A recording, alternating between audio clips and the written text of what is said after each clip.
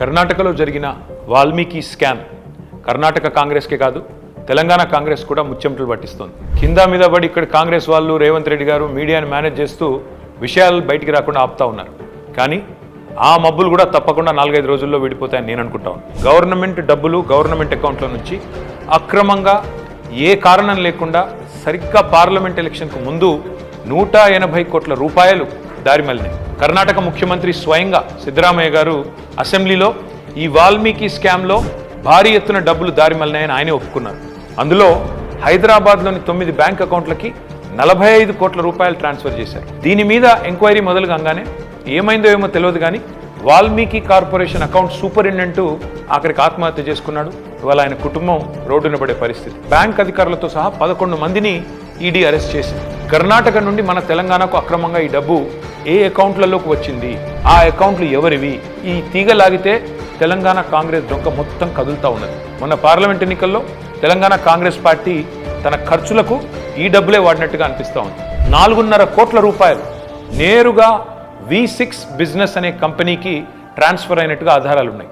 ఈ V6 business company owner ఎవరు? SIT, CID, ED ఈ దాడులన్నీ జరిగిన తర్వాత కూడా మన తెలుగు మీడియాలో ఈ వార్తలు రాకుండా అడ్డుకుంటున్నది ఎవరు? పార్లమెంట్ ఎన్నికల సమయంలో కొన్ని బంగారం షాపులు, బార్ల నుండి భారీ మొత్తంలో డబ్బులు తీసుకున్నట్టుగా తెలుస్తూ ఉంది. వారికి కాంగ్రెస్ పార్టీకి ఉన్న అనుబంధం ఏంది?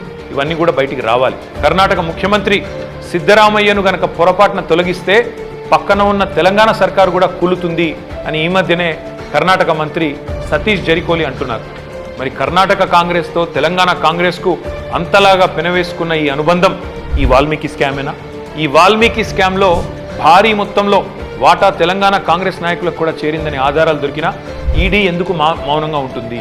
అసలు తెలంగాణ కాంగ్రెస్ నాయకుల మీద దర్యాప్తు జరగకుండా రక్షిస్తున్నది ఎవరు? పార్లమెంట్లో గాయ చేసుడు తప్ప బయట మాత్రం ఏమీ తమ సొంత పార్టీ అవినీతి మీద నోరు విప్పని రాహుల్ గాంధీ ఖచ్చితంగా నోరు విప్పాలి. ఈ వాల్మీకి కార్పొరేషన్ గుట్టు విప్పాలని చెప్పి నేను డిమాండ్ చేస్తా ఉన్నాను. ఇప్పుడు ఆపరేషన్ లేకుండానే మోకాళ్లకు ప్లాస్మా ట్రీట్మెంట్, మీ ఆర్థోపెడిక్ సమస్యలన్నిటికీ రోబోటిక్ టెక్నాలజీ ద్వారా తక్కువ ఖర్చుతో శాశ్వత పరిష్కారం, ఫ్రీ కన్సల్టేషన్, ప్రతి ట్రీట్మెంట్ పై 20% డిస్కౌంట్. ఈ ఆఫర్ కొద్ది రోజులు మాత్రమే, త్వరపడండి. V9 hospitals 9281465842